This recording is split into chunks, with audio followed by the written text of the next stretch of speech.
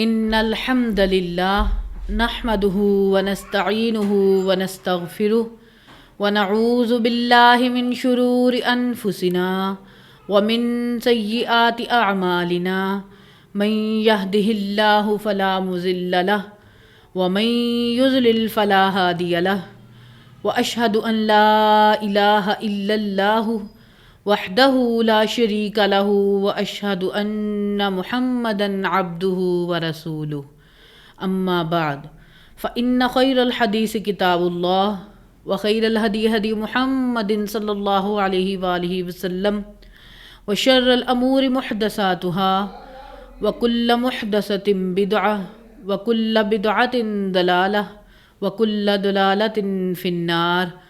اعوذ باللہ السمیع العلیم من الشیطان الرجیم من حمزہ ونفخہ ونفثہ بسم اللہ الرحمن الرحیم رب اشرح لی صدری ویسر لی امری واحلل عقدۃ من لسانی یفقہوا قولی۔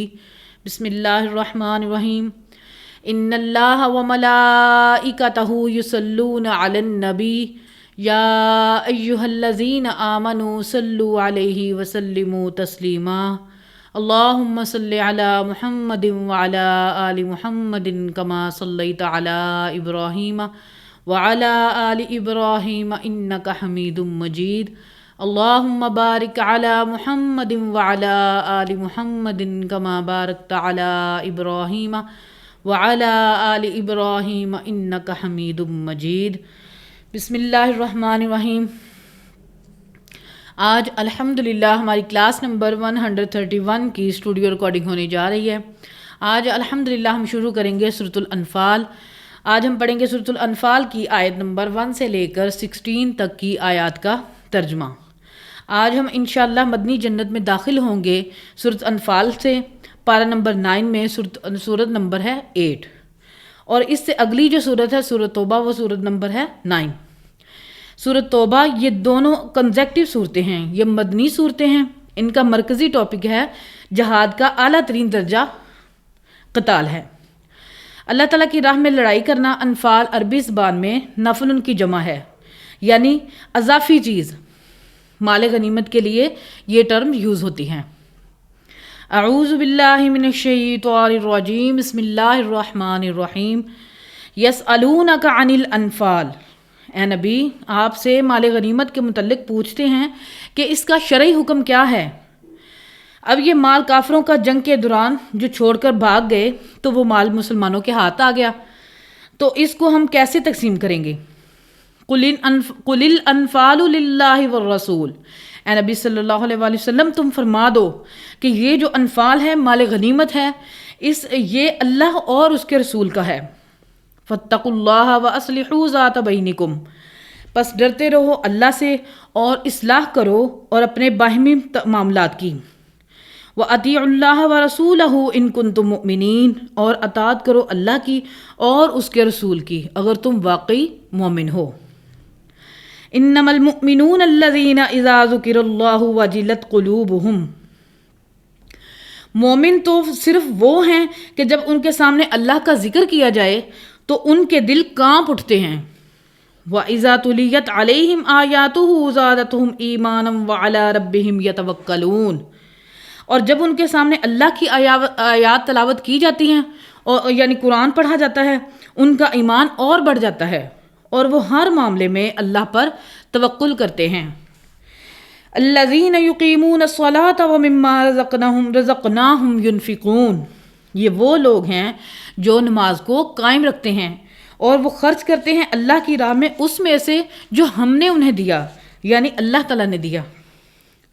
سبحان اللہ وبحمدہ سبحان اللہ العظیم عدد خلقہ ورضا نفسہ وزینۃ عرشہ ومداد کلماتہ۔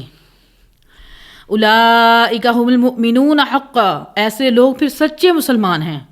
لہم درجات عند ربہم ومغفرۃ ورزق کریم، ان کے لیے ہیں ان کے رب کے حضور درجات اور مغفرت اور باعزت رزق، جو آخرت کی ہمیشہ زندگی ہے وہ ایسے لوگوں کا مقدر ہونے والی ہے۔ اللہم اجعلنا منہم مع النبیین والصدیقین والشہداء والصالحین، آمین۔ کما اخرجک ربک من بیتک بالحق، جس طرح نکال لایا آپ کا رب آپ کو گھر سے حق کے ساتھ بمقصد، وَإِنَّ فَرِيقًا مِّنَ الْمُؤْمِنِينَ لَكَارِهُونَ، اور بے شک مومنین میں سے اگر ایک ایسا گروہ تھا جو ناپسند کرتا تھا جھگڑا کرنے کو، یجادلونک فی الحق بعدما تبین کأنما یساقون الی الموت، وہ آپ سے جھگڑا کر رہے تھے بعد اس کے کہ ان پر یہ حق کھل چکا تھا، گویا کہ ان کی حالت یہ تھی کہ انہیں موت کی طرف ہانکا جا رہا تھا، وہم ینظرون، اور وہ اپنی موت کو اپنے سامنے دیکھ رہے تھے۔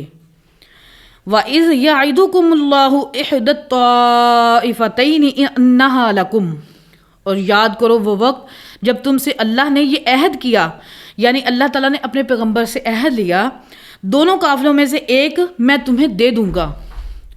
وَتَوَدُّونَ أَنَّ غَيْرَ ذَاتِ الشَّوْكَةِ تَكُونُ لَكُمْ، اور تم میں سے کچھ ایسے تھے وہ تو یہی پسند کر رہے تھے کہ وہ نہتے قافلے کے ساتھ لڑائی کریں، کہ تمہارے حصے میں وہ والا قافلہ آئے۔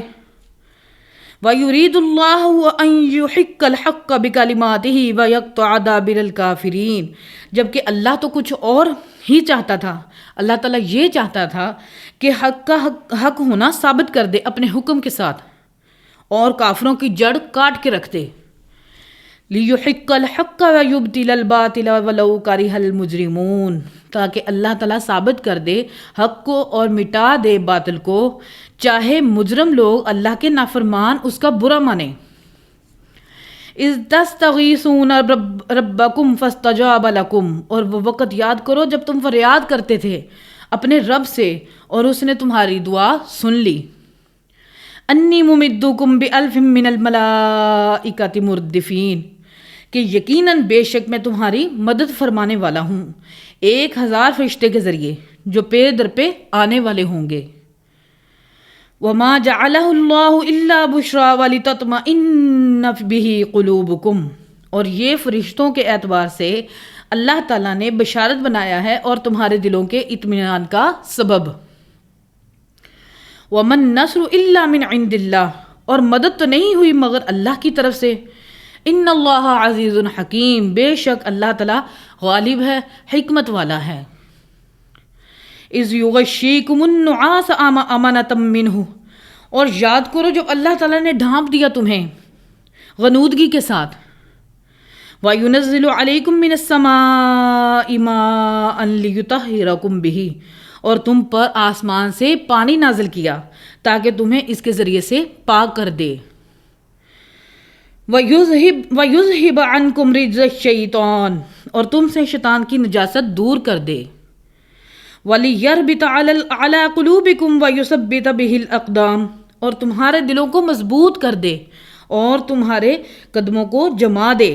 اِذْ یوحی ربک الی الملائکۃ انی معکم فثبتوا الذین آمنوا، اور یاد کرو وہ وقت جب تمہارے رب نے فرشتوں کو وحی کی کہ بے شک میں تمہارے ساتھ ہوں اور تو ایمان والوں کو ثابت قدم رکھنا اس جنگ کے دوران۔